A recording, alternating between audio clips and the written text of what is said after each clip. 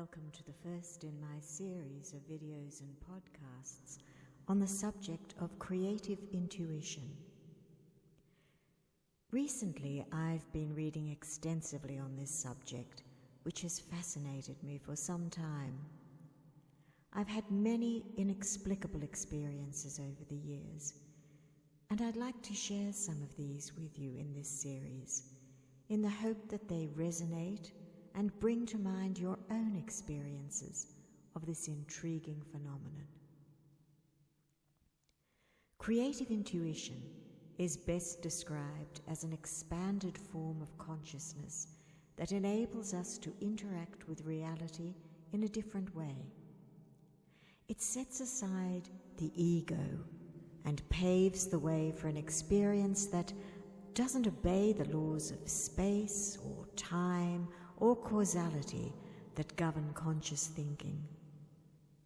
Carl Jung defined it as the world of water, where all life floats in suspension, where the realm of the sympathetic system, the soul of everything living, begins, where I am indivisibly this and that, where I experience the other in myself, and the other than myself experiences me. His description is lyrical and beautiful, not least because it captures what we experience as the mystical quality of the phenomenon. Let me begin with a powerful example of creative intuition which I experienced many years ago.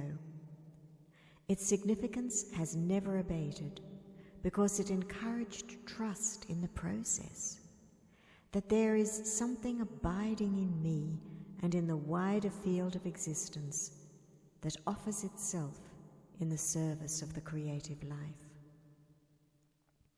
I was staying at a friend's farm in the hinterland behind Cape Byron. This is a region alive with liminal energy. It's situated at the most easterly point on mainland Australia and located within the perimeter of the Tweed Caldera, the largest extinct volcano in the country. This region is also home to Wollumbin, the old cloud catcher, a monumental volcanic plug which dominates the landscape. Sacred to the local indigenous people, it has enormous presence, and many years later it featured in my second novel. But one evening I sat sketching, creating an abstract design of pleasing shapes, my mind empty of thought and agreeably focused on the work at hand. When I'd finished, I looked at it, head on one side. Something about it seemed familiar. After a moment, it came to me. It was an abstract rendering of the fall of Icarus.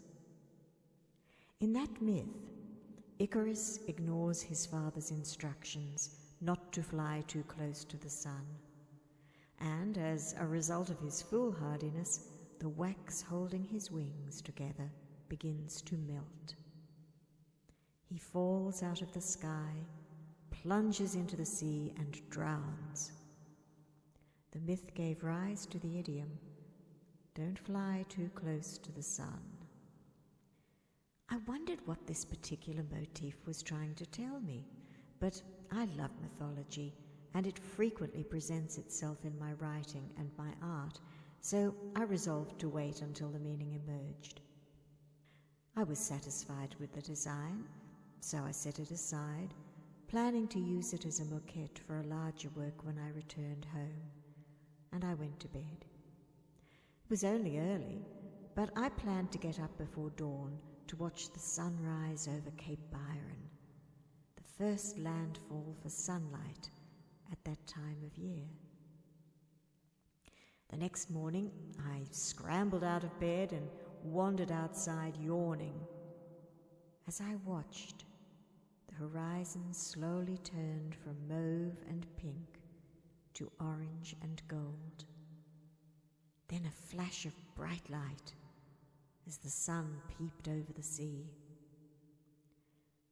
Suddenly, a noise distracted me. It sounded like a lawnmower, and I wondered who could possibly be keen enough to mow their lawn at this hour. But it seemed to me that the noise was coming from the sky. I looked up, craning my neck to see past the angle of the veranda roof. There, not more than 50 feet above the ground, 2 microlight planes flew towards the rising sun, their V-shaped wings like those of birds, sleek metallic bodies shining in the light. The first was piloted by a youth, the second by an older man. I was rendered speechless as this modern Icarus and his father sped eastwards towards the rising sun. This is the mystery of creative intuition. We know without knowing. Time becomes meaningless as we somehow pierce the temporal veil to enter that place beyond, where all ideas exist simultaneously. It doesn't come for the asking, and it's not a place we visit whenever we choose.